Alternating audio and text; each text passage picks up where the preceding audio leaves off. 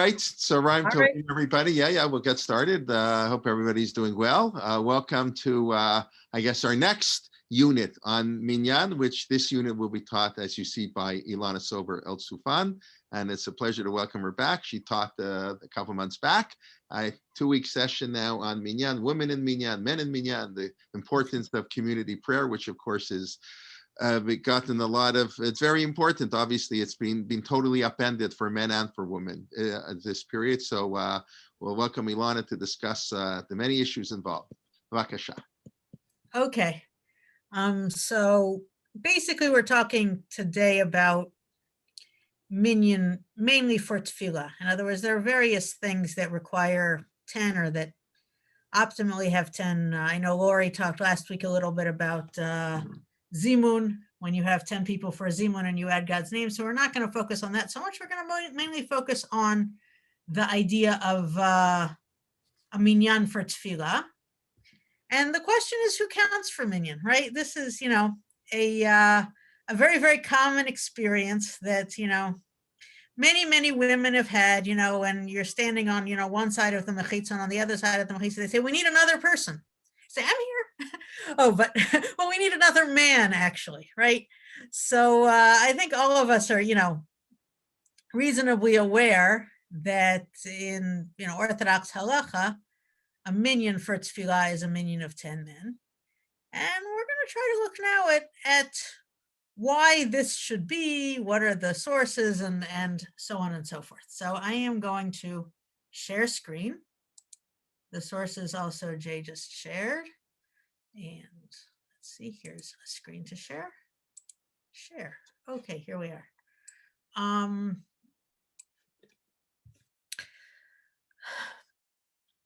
So first of all, remember that we're talking about tefillah, right? Tefillah is fundamentally, what are we doing when we daven? Tefillah is talking to God, is praising God, is thanking God, is asking God for things.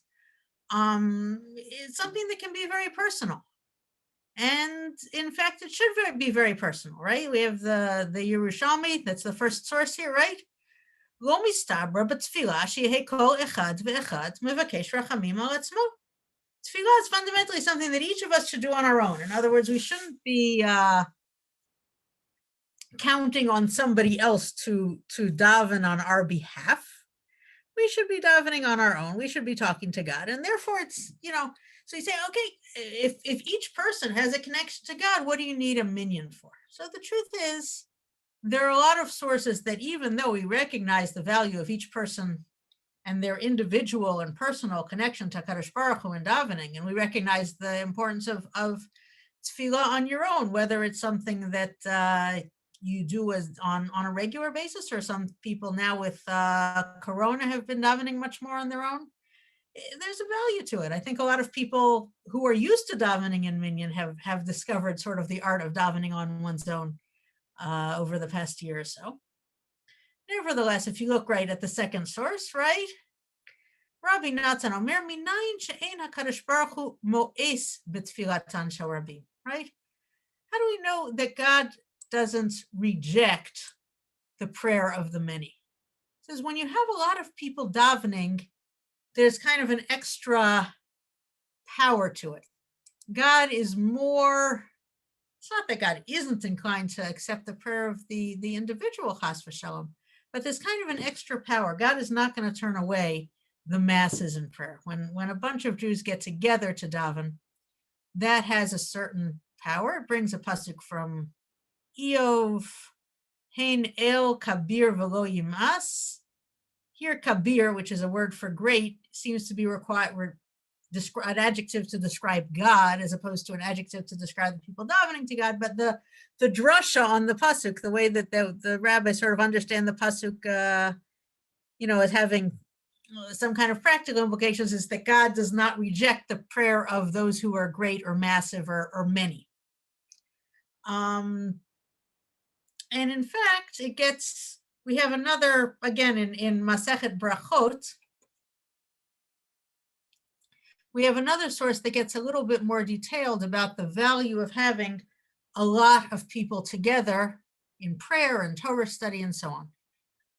when you have, I think, again, people have realized this a lot this year. When you have something happening as a community, it can have a different quality to happening individually on our own.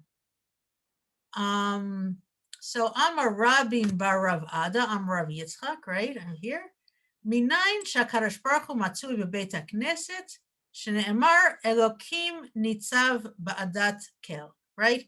God is found in the assembly of God. So when you're in shul, when you have a lot of people together that, you know, engaged in tefillah, engaged in things that are kadosh, right? God is there, Elokim nitzav, right? Now here's our key pasuk, right? Uminayin la'asara shemitpalalin shechina imahem. Now here we're not talking about men or women or anything, right? It's not getting that detail, but it says, how do we know that when 10 people are praying together, that the Shekhinah, that God's presence is with them? And we bring the same pasuk. It's a pasuk from Tehillim.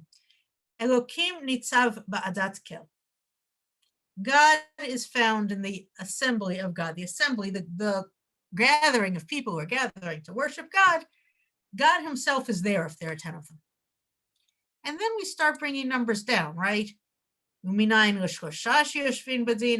people, a Beit Din has God with them, a Beit Din of 3. 2 people sitting and learning Torah, God is with them. 1 person learning Torah, God is with them. And then it starts to build up again and says, well, if 1 person, God is with them, then why 2? So it says, okay, there's advantages to 2, there's advantages to 3, right? There's advantages to 10. It says if we have 10 people, so the Shekhinah already comes the moment there are 10 people, not before we even start davening. The Shekhinah appears in anticipation.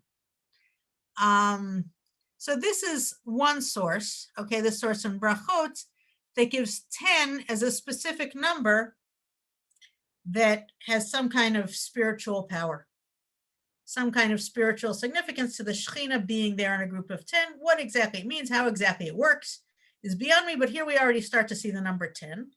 And the truth is that if you look in Tanakh, you see the number 10 earlier on, right? Everybody knows Avram Avinu is arguing with HaKadosh Baruch Hu, right, about Sodom and Amorah, and he bargains down. He says that if there are 50 righteous people in the city, will you save the city? So God agrees. 45, 30, 20, 10. They get down to 10, right?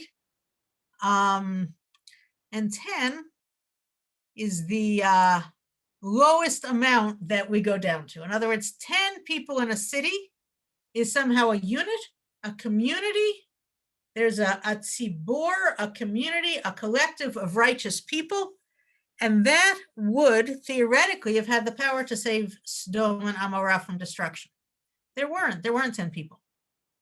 Now, I don't know if it's an interesting question. I was just wondering today, and I didn't really find an answer to it. If somebody knows an answer, I don't know if the right number of righteous people in Sodom and Amorah would have included women. In other words, I don't know if this is talking about, a minyan in the halakhic sense, or just any 10 people. But in any case, there does not seem to have been what you would call a community of 10 people in Sodom and Amorah. So that's one example where 10, a unit of 10, represents somehow a collective, a community, a significant number, a number that's worthy to save a city. Another place where we see units of 10 is in this week's Parsha, right? When Moshe Rabbeinu sets up a system where he's going to delegate a certain amount of the authority or the job of judging and making decisions and taking care of everybody's questions, right? So he divides people up into groups and subgroups and subgroups and subgroups, right? So he has alafim, and he has me'ot, and he has chamishim, and then the smallest group is asarot, right? The smallest unit into which Moshe Rabbeinu divides the Jewish people for purposes of making it easier to deal with all of the questions and all of the disputes and everything that comes up is 10, right? you have your smallest official is the head of a group of 10. So again, we see 10 as kind of the minimum number of people that counts as a group.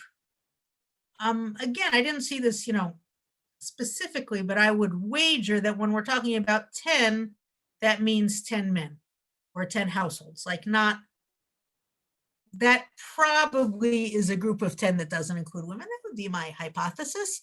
But again, these aren't really halachic sources that tell us what to do or how to count for minyan, but they are sources that start to give us a hint as to what number of people counts as a community and not just a bunch of individuals. And we see repeatedly that that magic number seems to be 10. When we have 10 people, we've kind of crossed the line, and we don't just have a group of individual people, we have a tzibor. So what is a tzibor useful for halachically? So this Mishnah in Megillah, right, which is the source here, the top source on the page, or the top source on my screen. Okay, sorry. Gives a list of things which require minyan. Ein porsin et shema. This is a kind of mini, if you get to show late, I don't think people do this anymore, but if you get to show late, there's sort of a way of like 10 people getting together and doing a quick catch up tefillah b'tzibor. Ve'ein ovrin lifnei hateva, and a person doesn't lead davening. In other words, ovrin hateva means you have a shaliach tzibor. So you don't have a shaliach tzibor. Ve'ein nosin et kapehem, that refers to the kohanim. You don't have duchening. You don't have birkat kohanim. Ve'ein korim b'Torah, you don't have kriyat Torah reading. Ve'ein maftirim b'navi, you don't have the haftarah. And the Mishnah lists a few other things as well. Pachot me asara. So here we have a very clear halachic statement that you have a 10-person minimum for tefillah b'tzibor, right? Ein ovrin lifnei hateva. We don't have a shaliach tzibor, and that means we don't have tefillah b'tzibor. We don't have public prayer without a minyan. And the Gemara adds kedusha. Amar of Ada Barava minayin she'ein hayachid omer kedusha. Right? That's another thing. We're going to see the source later, right? But that a private person does not say kedusha. You need a minyan for that. Masechet Sofrim ein omrim kadishu baruchu pachot me'asara. Right?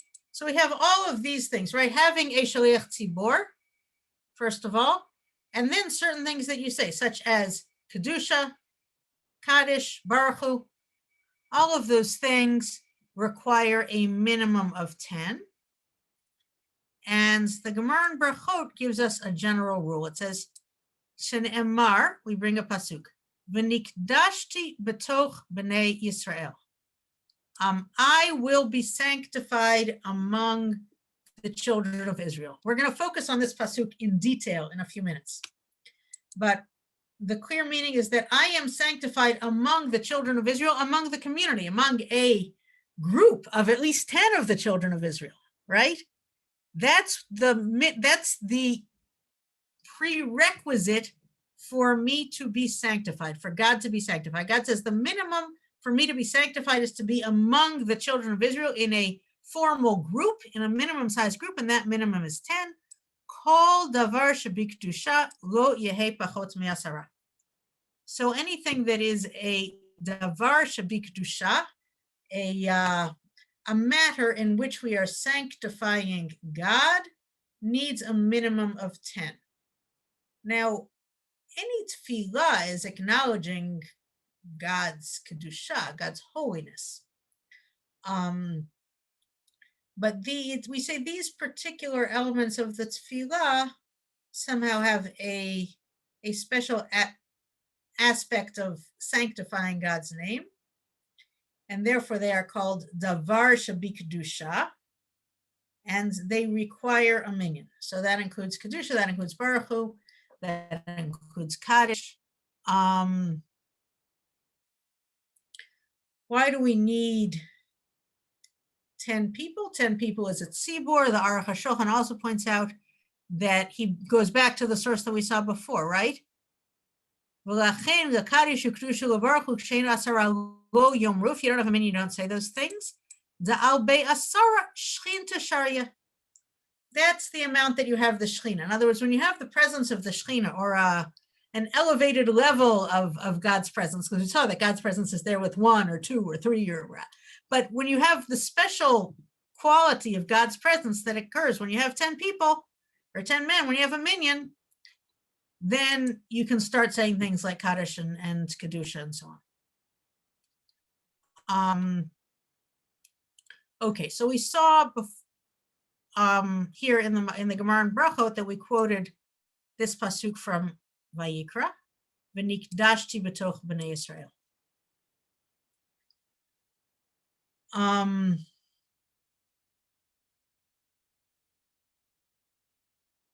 The whole pasuk is here, right? V'lo techalalu et shem kadshi. You should not desecrate my holy name. V'nikdashti, and I shall be sanctified among b'nei Yisrael. I am God who sanctifies you. Now, this pasuk, we're going to see in a few minutes, the most direct halachic relevance of this pasuk, that I shall be sanctified among Bnei Israel, is not for the mitzvah of tefillah. It's for the mitzvah of Kiddush Hashem, in the sense of being in the situation where a person has to give up their life in order to be Makadesh Hashem, right? Somebody is killed for being Jewish. Somebody is being forced to violate key mitzvot in the Torah, and they give up their life rather than violate those mitzvot. That's Kiddush Hashem. And so the actual context of this pasuk, the most direct halachic relevance of this pasuk, is talking about Kiddush Hashem in the sense of giving up one's life for God. But this pasuk is also a source, or we'll see to what extent it's a source, but this is also the basis for figuring out halachically that we need 10, right? We saw that 10 is a number that comes up a few times. 10 seems to be a community. 10 seems to be the smallest unit that's a community. 10 is the number where the Shekhinah is present. And now we're going to do a much more technical derivation to find out that 10 is the exact number. Okay, so this is the Gemara in Megillah. This is the Gemara on that Mishnah we saw, right? Remember, the Mishnah we saw said, where's the Mishnah? Right, this Mishnah, right? You can't do any of these things with less than 10 people. Okay, so now the Gemara comes, the Talmud comes, the Gemara comes, and it says, Menah Hanimili. Where do we get this from?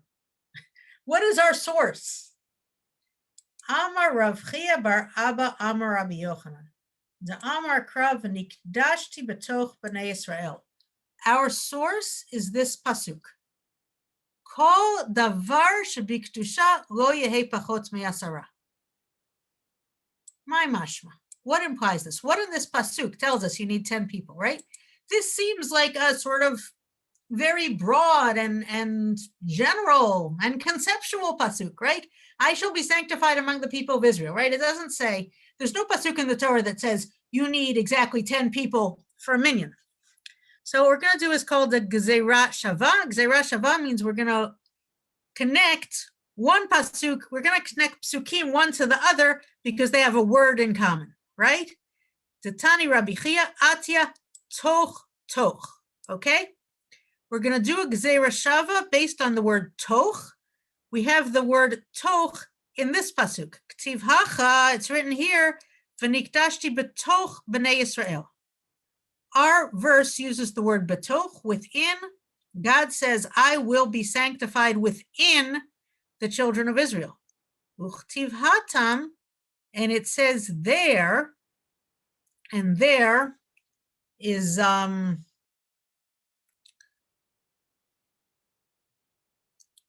talking, I believe, about Korach, if I recall correctly, right? Hibadlu mitoch ha'edah. Separate yourselves from the congregation, from the assembly, right? That, I believe, is where God is telling Moshe and Aaron, get away from the assembly. I'm going to destroy everybody. I'm very angry about the rebellion of Korach. Okay?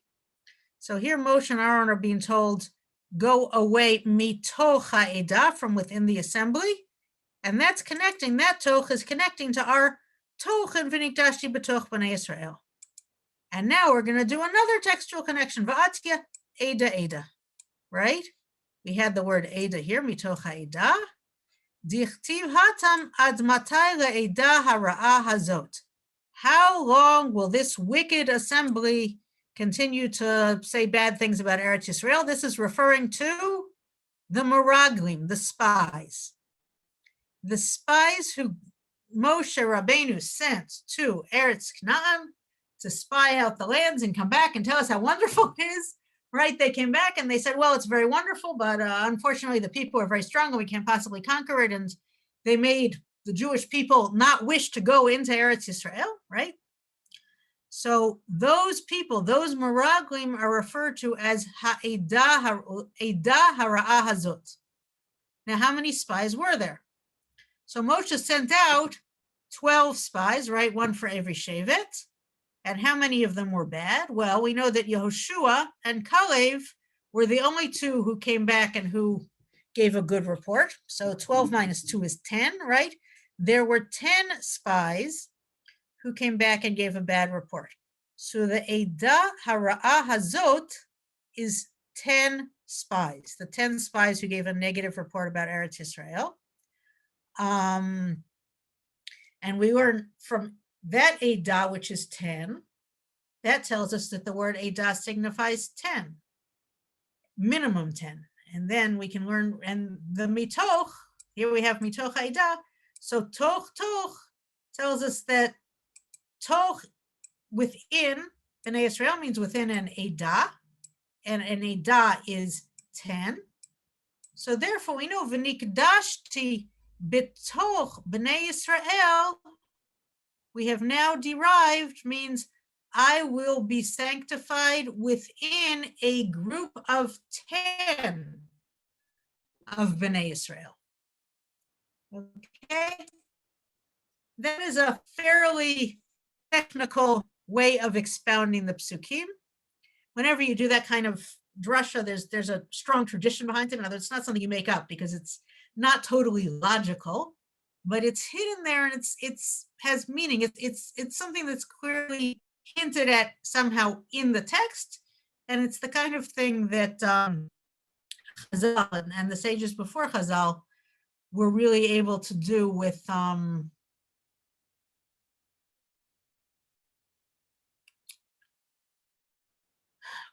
psukim. So there's one derivation. The Yerushalmi gives a somewhat different derivation. It's a little bit unclear how it works. The first part indeed uses the same source, Ad matai le'edah hara'ah hazot, about the Meraglim. But then the second part says, Amar Rabbi Simon, Ne'amar kan toch, v'ne'amar lahalan, vayavo b'nei Yisrael lishbor b'toch habaim. This is talking about Yosef's brothers, right? Yosef is down in Mitzrayim, and his brothers come down, bitoch, among the other people who are coming down to Mitzrayim to try to buy food. How many brothers come down? Well, Yosef is already in Mitzrayim, right? And Binyamin is not coming down. Yaakov refuses to send Binyamin. So how many brothers is that? 10, right? So since that verse, that pasuk uses the word betoch, and it refers to 10 people, right? Yosef's 10 brothers, not including Binyamin. That can also be a source for nikdashti betoch b'nei Yisrael, meaning I am sanctified in a group of at least 10 people. That drasha, the drasha in the Yerushalmi has a certain advantage because even if there were some problem with how the brothers had behaved, they certainly are, on a much higher level than the Meraglim. The brothers are basically tzaddikim, right? At this stage, whereas the Meraglim have just committed a very, very serious sin. So it's a bit odd to use the Meraglim, the spies, who are basically a group of 10 Rishaim at that stage, as our model for a group of 10. It's rather more pleasant to use Yosef's 10 brothers, but either one is a possibility because we both have two very clearly defined groups of 10. Now the Ran here says something important. He says, now all of these drashot, all of these ways of expounding the verse, v'nikdashti b'toch b'nei Yisrael, and so on, these are all asmachta. In other words, they're not really telling us that the Torah says you need 10 men for a minyan for tefillah, right? Because the fact that you need 10 men for a minyan for tefillah, or 10 people, we're not up to men yet. The fact that you need 10 for a minyan for tefillah is a halacha d'Rabbanan. It's a rabbinically ordained halacha. Why mitzvah? Why is that? Because the whole mitzvah of tefillah b'tzibur, basically a great deal of the mitzvah of tefillah is really d'Rabbanan. In other words, there is a Torah level mitzvah to daven, but it's not to daven 3 times a day, and it's not tefillah b'tzibur, and it's not shmona esrei. All of those very specific elements of tefillah that we have are really d'Rabbanan. So if Kaddish and Kedusha and Baruch Hu and Shemona Esrei and all of those things are d'Rabbanan, so all of the details of how they have to be recited and whether they need a minyan also have to be d'Rabbanan, right? So what the Ran reminds us is, he says, this is all, this drasha is a very nice drasha, but it's not telling us that the main meaning, or even the real Torah level meaning of the pasuk v'nikdashti b'toch b'nei Yisrael is that you need a minyan of 10 for tefillah, because this is a pasuk in the Torah, and the Torah never tells us you need to have shachrit and ariv and shmona esrei and kaddish and kedusha. All of those things are d'Rabbanan. So therefore, the whole halacha that you need a minyan for all these things also has to be d'Rabbanan. So again, all of these sources that we've seen so far have not said anything about men or women. Now, it could be that they're all assuming men, but they aren't explicitly saying men or women. So what I want to try to take a few minutes to look at now is, where do we start to see sources that tell us that this group of 10 is specifically a group of 10 men? So first of all, I'll start by quoting something that Igrot Moshe says in a slightly different context, where he says, "Inyan kedusha shavot l'anashim." Men and women are equal in terms of kedusha. There's an element of the 10. We talked about the Shekhinah being present and so on. That reflects a special kedusha that you have with a tzibur, with a group. That is clearly not the element that's limited to men, because we know that women have equal kedusha to men. We know that when women are learning Torah and women are davening and so on, women also have kedusha.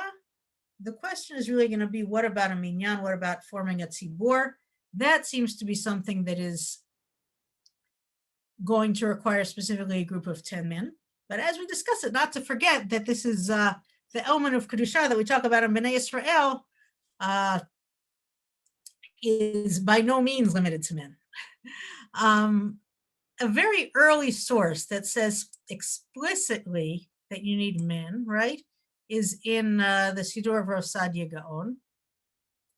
So that would be like 1,000 years ago, I guess, something like. V'shi'ur hatzibur, even a little more. Shi'ur hatzibur hu 10 gvarim shehigiu lepirkam, right? 10 adult men, 10 men who have reached purity, right? Puberty. So that's Gevarim. That's already an early source that says Gevarim. And I'll jump already to the Shulchan Aruch, right? The Shulchan Aruch says, you say Kaddish, Ein omrim oto b'chotz me'asara zecharim b'nei chorim gedolim. Sheheviu shnei sarot. Okay, what's our criteria for counting for minyan? Zecharim, male, b'nei chorim, they have to be free men, not bondsmen. Gedolim sheheviu shnei sarot. Adults, meaning they at least have grown two hairs that indicate they've become mature, right? So we would say now bar mitzvah age, nobody checks exactly the physical details, right? So 10 free males over bar mitzvah. And that applies to Kedusha, Baruch Hu, right? Everything requires 10. And the 10 is 10 free adult males. So the question now is, well, okay, how do we know that it's 10 men and not 10 people? So there are a few different directions how we're going to derive this. Number one is we're going to look at the examples that we brought earlier. Remember, we brought two groups of 10 people, right? That are our model for a minimum of 10, right? That was the toch and the edah, right? So we talk about edah, ha'edah hara'ah hazot, right?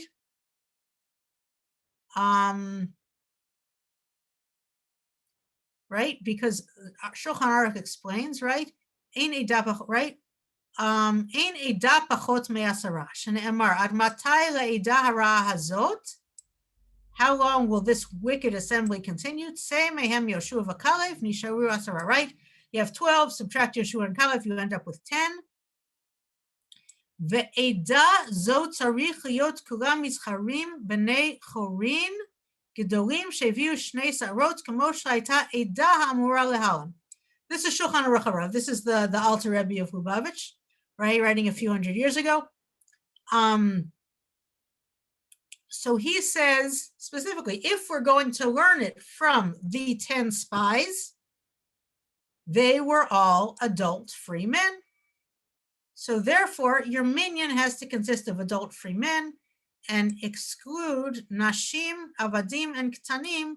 Women, bondsmen, and minors are not included in the count of 10 for minyan because there were no women, bondsmen, or minors among the spies who went to explore Eretz Yisrael. What would have happened if Moshe had sent 12 women? Might have been the whole story might have been different. And then, maybe women would count for a minyan, maybe it wouldn't have been 40 years in the desert, who knows? But in practice, he sent men, and men are the model for Edah, and therefore the Shulchan Aruch Harav says that's how we know it's 10. Ra'avan draws on the example from the Yerushalmi, right? Where we learn toch from Lishbor b'toch habaim, right? When we talked about Yosef's brothers. V'hatam asara havu, dichtiv v'yardu achei Yosef asara. In fact, the pasuk explicitly tells us there were 10, and we can also do the math and figure it out because we know that Binyamin didn't go.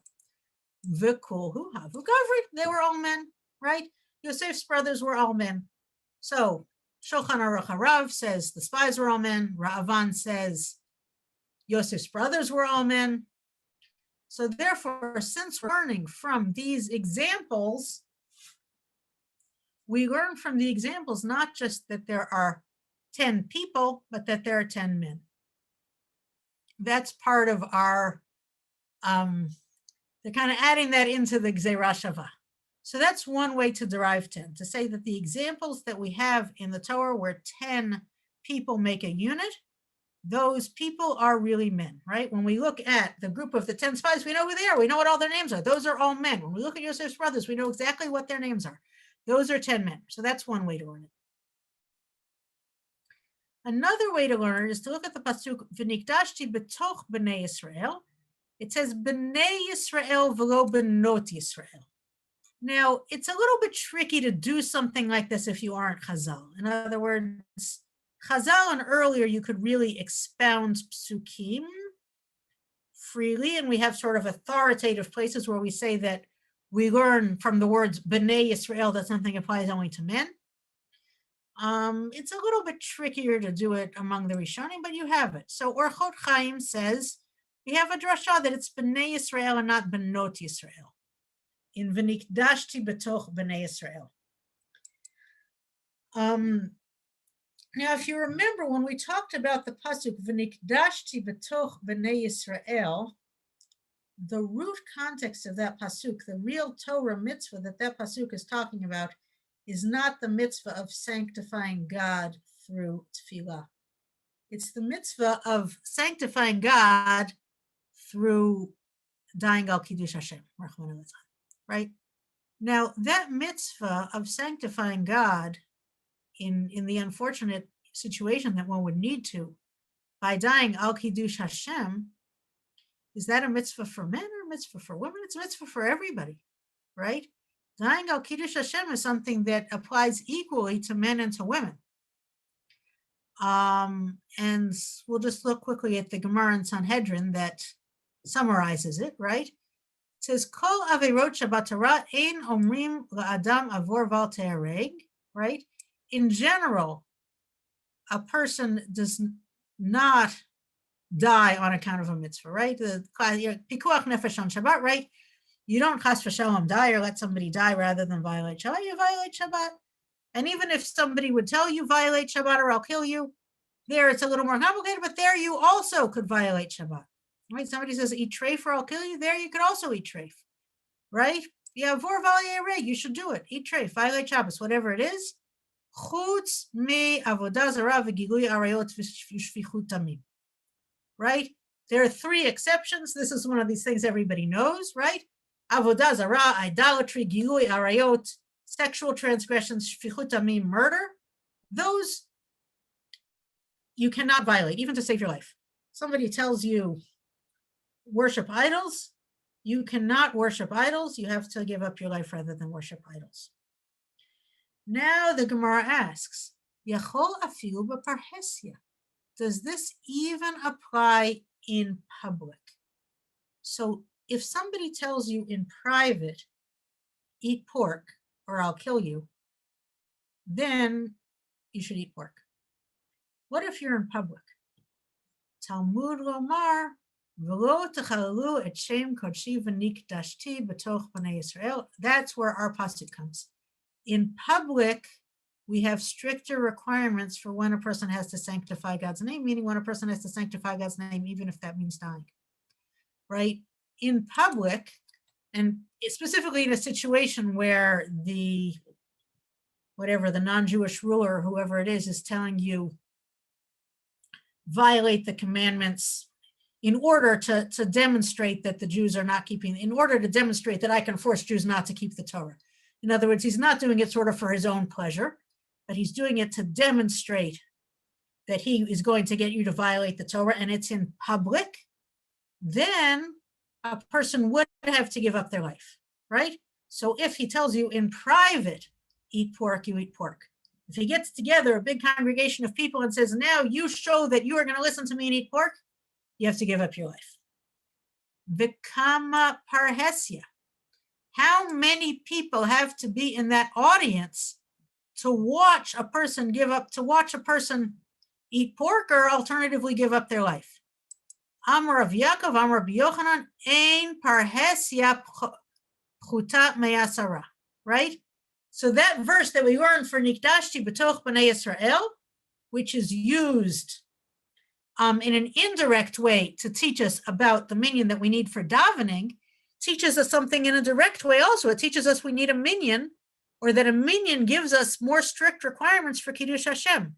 There are more situations in which a person needs to give up their life for Kiddush Hashem if there is a minyan there, if there are 10 people there.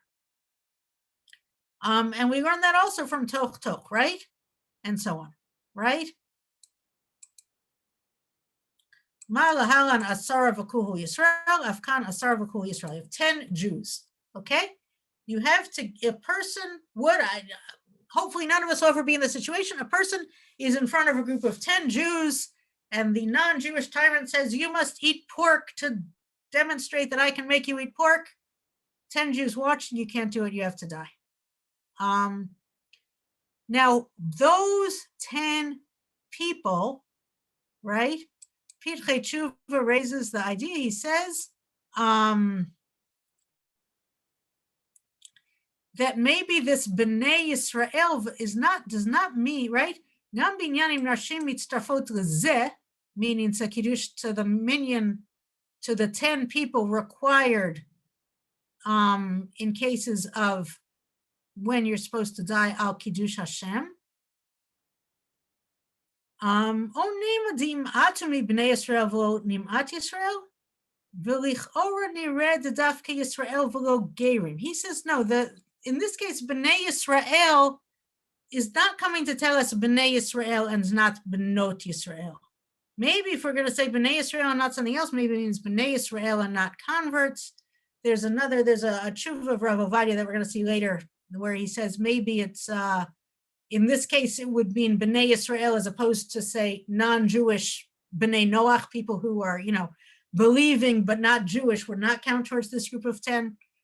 But Pitchei Tshuva says b'nei Yisrael here seems to include women, and in fact, if you look at the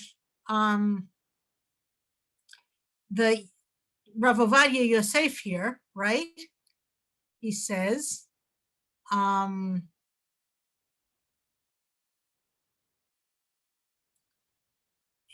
he's talking about the fact that you need, I think I didn't count the Shulchan Aruch, but in any case, for this minyan, for Kiddush Hashem, it seems that women are also counted, right? Gam binyan im nashim mistarfot lezeh. It seems there's good grounds for counting women for this group of 10.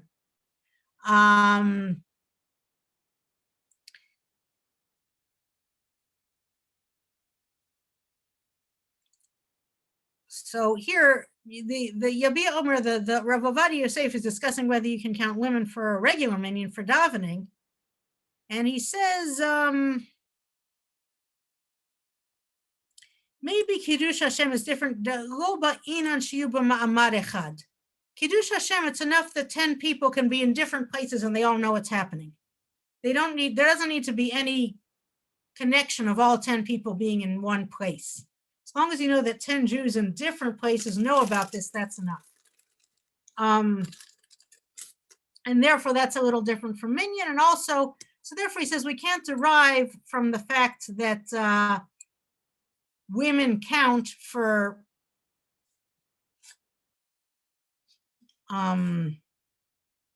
the 10 people that are needed to witness martyrdom. We can't derive anything from that for women counting for a minyan for tefillah. So we see from this, there are a couple of things we see. First of all, we see that there's a little bit of a trickiness in deriving the halacha directly from this pasuk, because this pasuk is talking about a group of 10 for Kiddush Hashem, for martyrdom, for dying al Kiddush Hashem, which is a group of 10 that probably does include women. On the other hand, we're going to do an indirect drasha because it's an indirect drasha, an indirect way of learning the verse to apply to a totally different situation, which is the situation of tefillah. So we'll have a little bit of a different set of halachot. But it's a little bit ironic. There's a little bit of a tangent here. Since we're already talking about Kiddush Hashem, I'll just note that so far, basically the topic that I want to talk about here is the topic of 10 people for Devarim Shabi Kedusha. When you need a minyan for things like Baruch Hu and Kedusha and Kaddish and so on, for having a Shliach Tzibur, for having Tefillah B'Tzibur, all of that is what you really need a minyan for, and that's what we're discussing. But there are other cases where you need a group of 10 that is not a minyan in the same sense. And sometimes in those situations, a woman can count. For example, in addition to lighting Hanukkah candles at home, we also light the Hanukkah candles in shul, and we recite a bracha. To recite a bracha over the Hanukkah candles in shul, you do need 10 people. And the Ben Ish Chai here in Shit Rav Pa'alim says, Yesh lomar mahani tzeruf nashim ba'avor pirsum hanes. the point of having 10 people to recite a bracha for lighting Hanukkah candles and shul has nothing to do with Devarim Shabik in the same way that that davening does. It has to do with 10 people knowing about it, 10 people seeing the public, it has to do with 10 people sort of for publicity, 10 people seeing that the miracle is being publicized, as being, that word is getting out, which is a little bit more similar to martyrdom. In other words, 10 people knowing that somebody is giving up their life for God, 10 people knowing about the miracle of Hanukkah. Similarly, possibly with, again, there's a machloket here, but possibly 10 women count for a minyan for Megillah reading, right? Again, because there the question is Pirsume Nisa, right? For Megillah reading, it's Pirsume Nisa, it's publicizing the miracle that happened on Purim. So when we're talking about 10 people, whether it's 10 people that are witnessing martyrdom, 10 people that are realizing that we're publicizing the miracle of Hanukkah, the miracle of Purim, there 10 women might not tell, there a group of men and women, or even 10 women might really count as a minyan, because it's not exactly a minyan. So there's already, we're going to see that there's different categories of 10 people, and sometimes you can have 10 people counting for halachic purposes when it's that 10 people know about something. There we still have that significant number 10, which we saw all the way back to Tanakh, seems to be somehow the number that causes that causes a group of individuals to be a unit. There it doesn't have to be men, but for tefillah it does need to be men. Okay, we don't have to, let's look quickly at a few more sources. This is a source that I think Lori did with you last week, right? There's a source really discussing Zimun, where it says, Vahamea nashi Katre Gavri Damyan. It's a very flattering source, right? 100 women are the same as 2 men, meaning just as 2 men is not enough to make a zimun, 100 women is not enough to make a zimun. And then we say, wait a minute, but 100 women can make, 3 women can make a zimun, right? So the question is, what does it mean, Meya Nashi Katre Gavri Damyan? So Rashi interprets this as being specifically part of the discussion of Birkat HaMazon, but Tosfot adds in a layer. He says, L'inyan kibbutz tefillah u'inyan kol davar shabasara, right? For all of these things, even 100 women don't count. Certainly 10 women. Certainly any number of women, okay? When it says 100 women don't count, it basically means it doesn't matter how many women you put together, they don't contribute towards a minyan. They have no effect on a minyan.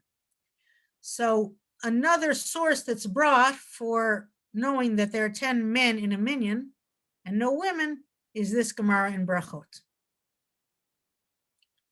Another very straightforward reason why we need 10 men for Dvarim Shabik Kedusha, something that we'll get into a little bit more next week, which is the idea of Tefillah B'tzibur. Women are obligated in Tefillah exactly the same way, or more or less exactly the same way that men are. Men and women are both obligated in Tefillah per se. But Tefillah B'tzibur, communal prayer, public prayer, women are not obligated in the same way as men. Women can participate, but the specific obligation of Tefillah B'tzibur is more on men. And therefore, a minyan for Tefillah B'tzibur requires 10 men, right? Meiri explains that Kol shehi tzricha la'asara, yish omrim v'hi ho'il chiyuv hanashim shaveh ba la'anashim mitztarfot hein la'asara. If women have the same level of obligation as men, again, Megillah is our example here. For Megillah, men and women, according to many opinions, have exactly the same level of obligation. Some people want to make a certain distinction between reading and the obligation to read and the obligation to hear. Women are certainly obligated in Megillah. So we say, if men and women have the same level of obligation, women could count for 10. Whereas if women and men have a different level of obligation, which is true for Tefillah B'tzibur, and that involves all the Devarim Shabik Kedusha that we're discussing now, like Kaddish and Kedusha and so on. then women would not count for a minyan. The last possibility where we want to start talking about why only men and not women is a little bit more conceptual. And it says, if 10 people, why are 10 people significant? Because 10 people in a certain way, once you have 10 people, you say, okay, now I have like a kind of a mini Am Yisrael. I have like the Jewish people in miniature. These 10 people are significant because they represent the whole Jewish people. 9 people is 9 individuals. 10 people is like a representation of the whole Jewish people. And that's why it says, Nikdashti betoch b'nei Yisrael, I will be sanctified among the children of Israel, among Am Yisrael, among the whole Jewish people. 10 people already is considered a representative quorum that represents the whole nation. And when we want to talk about how we conceive of the nation, there's a tendency to talk about it in terms of the men. And we see this in Tanakh. We see this in Bamidbar, right? When it says, Su'u et rosh kol adat b'nei Israel, count all the children of Israel. Who do we count? Well, first of all, we count Leveit Avotam. We count according to the households headed by fathers, the male-headed households, right? And we count Kol Zachar, the Google time. We count all the males, right? When we want to see who constitutes B'nai Israel, we do a census of all the men.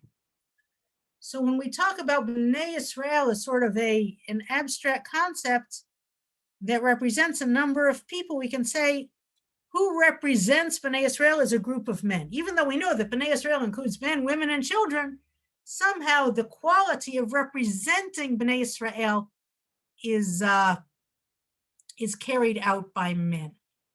So that's another way of sort of conceptually saying, okay, we have 10 people. It really needs to be 10 men because 10 men are representing B'nai Israel. And we can actually take that idea of representation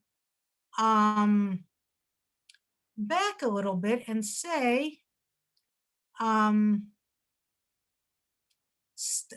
things. We say, first of all, we say, Stam B'nai Israel, Dekol Torah Bigdolim Zacharim Kamari. When we say B'nai Israel, the default meaning is adult males. And furthermore, the Eved V'Isha V'Katan Ein Itztarfim Einam Chayavim B'Mitzvot. And second of all, bondsmen, women, and minors don't have the same level. They are obviously obligated in many, many mitzvot, but they are not obligated in exactly all of the same mitzvot. And specifically, women are not obligated in communal prayer in the same way that men are. And if women aren't obligated in communal prayer in the same way that men are, then women can't represent the community of men for purposes of communal prayer because we have a different level of obligation. Now, the question of whether B'nai Israel really means only men is questionable, right? Magen Avraham points out, right? That's how grammar works in Hebrew, right? Until you come up with like very, very modern things that people are trying to do to make modern Hebrew more egalitarian, which is tricky. But basically, the whole Torah is in Lashon Zachar. That's sort of the default grammatical gender that we use. There are a lot of cases when it does include women. So does B'nai Israel or doesn't B'nai Israel include women? That's an interesting question. Do you really need 10 men for purposes of representing B'nai Israel? I'm not sure. But we have I think we've seen 5 different possible ways that we might have derived the idea that a minyan includes 10 men and not women for purposes of tefillah. We've seen that this is the straight and clearly accepted halacha in the Shulchan Aruch, right? That you need asara zacharim b'nei charim gedolim sheheviu betzarot. And we've seen briefly that this has to do specifically with devarim shebikdusha and tefillah b'tzibur. It doesn't have to do with various other things that require 10 as 10 witnesses or 10 people seeing something. In that case, an audience of 10 may really be able to include women. And we saw the examples of Kiddush Hashem in the sense of martyrdom. We saw the examples of lighting the Hanukkah candles in Shul, or the example of Megillat Esther, which is coming up, where it may in fact be possible. They're always machloket. I'm not going to say halacha is this way or that way, but where there is a concept that women might count. On the other hand, for Tfilah B'tzibor, we have a pretty clear halachic tradition that seems to be based more on various ways of reading psukim and reading sources and derivations than on anything, theological. In other words, theologically, we say women have the same level of kedusha, but when we want to talk about how we create a unit that is relevant for tefillah, it seems to be a unit of 10 men. So now I'm going to stop sharing, and I'm going to see what's in the chat. Okay.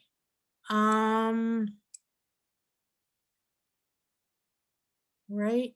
So I assume no need for 10 men. That's for Sodom. A woman can also be righteous. So many okay, that's a reasonable guess. I'm intrigued to find out whether, right? We also know that, and what I'm more intrigued by was what was the nature of the women in Sodom, but that's a whole nother question. Okay, so many women are very learned today. And when there's a women's tefillah and 10 women, they should be able to say all the prayers and not eliminate those that the rabbis now say there has to be 10 men to say certain prayers. So that's more or less exactly where we run up against the Shulchan Aruch. In other words, we have, just as these prayers were ordained by the rabbis, these specific texts of the prayers, the rabbis also gave us guidelines for how many people and in what context we can say them. And the bottom line psak of the Shulchan Aruch that really isn't up for dispute here is that these prayers require a minyan of 10. It has nothing to do with how learned people are, how spiritual people are. It also has nothing to do with, the Shekhinah being there. The Shekhinah is probably there where you have a minyan of 10 women, a group of 10 women. But you're not going those tefillot, the Shulchan Aruch tells us you need 10 men. Ein ma lasot. Why not Eda? We do say Eda, so I don't quite understand that. We say toch, and then we connect toch to Eda, and then we say Eda. Okay. Why not say the Eda is 12 since it includes originally the 2 with a good report? So it says Ha'eda hara'ah hazot, this wicked assembly. So the wicked assembly includes only the 10 wicked spies and not the 2 righteous spies. So it doesn't prove only men, although we saw that one of the derivations is that since that actual group of 10 spies was a group of 10 men, that may be part of the argument for it really being 10 men. Betoch refers to the brothers, but to the others coming to Egypt. That is correct. It says Betoch haba'im. In other words, the 10 brothers were within those who came. This is one of the things about a Gzeirah Shavah, is that they aren't really always eminently logical.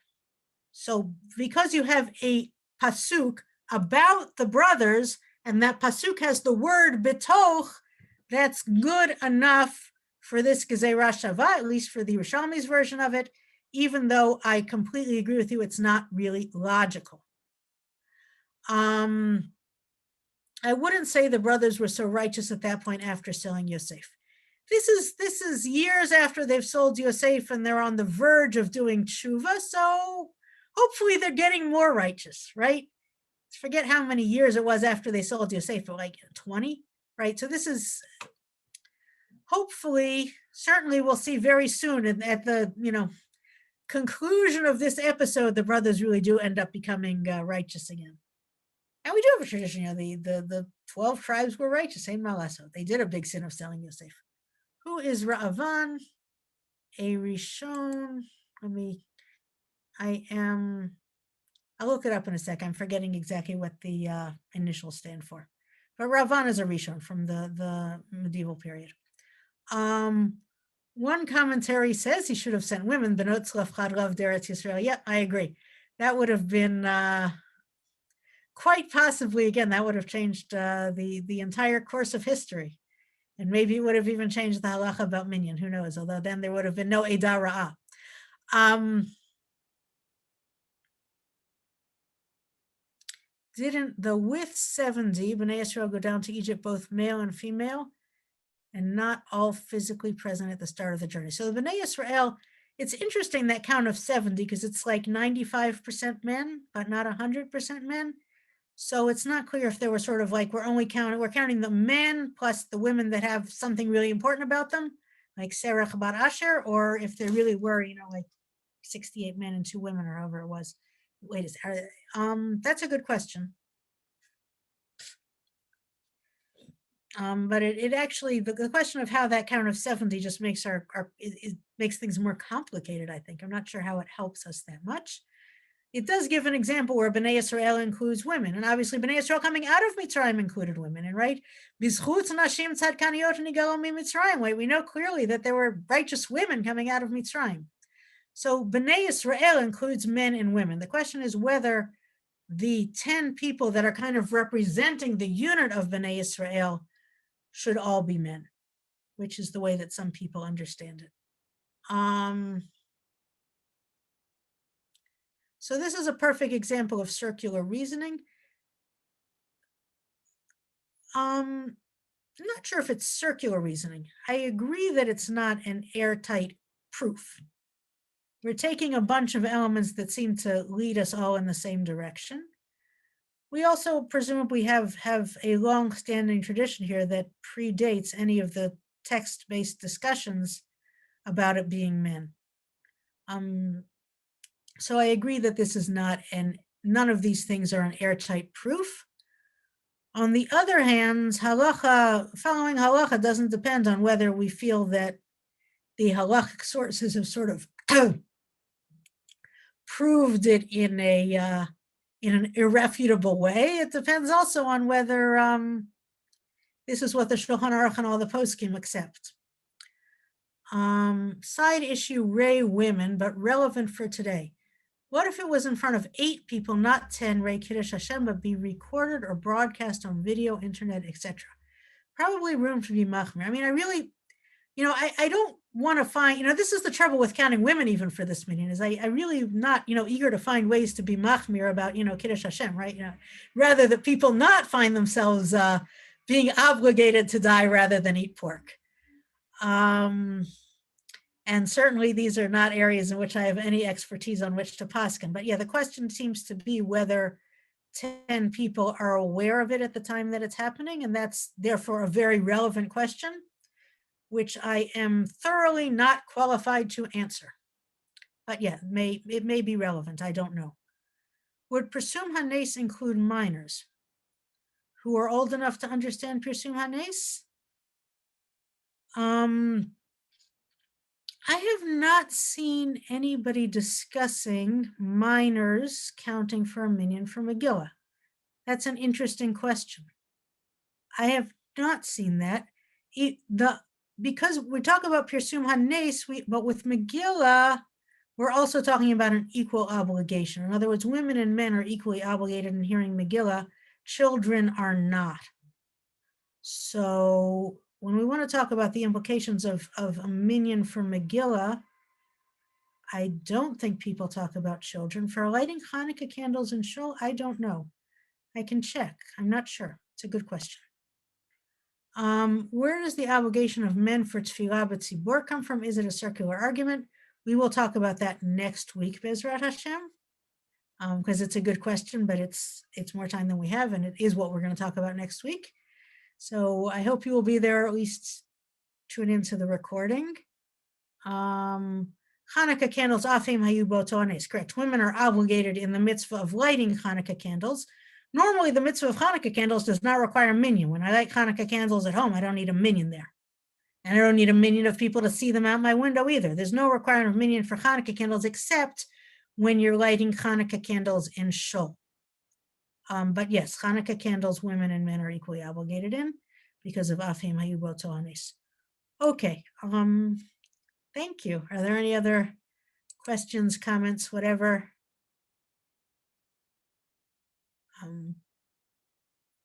So we will be back next week. We have, first of all, we'll finish the question of minyan by discussing the question of can you count a woman as the 10th for a minyan, right? If you have 9 men and 1 woman, so can you count a woman as the 10th? Actually is discussed in the sources. And then we'll go on to the general question of tefillah b'tzibur, which is kind of at the back of all of this. Okay, thank you very much. Have a great week.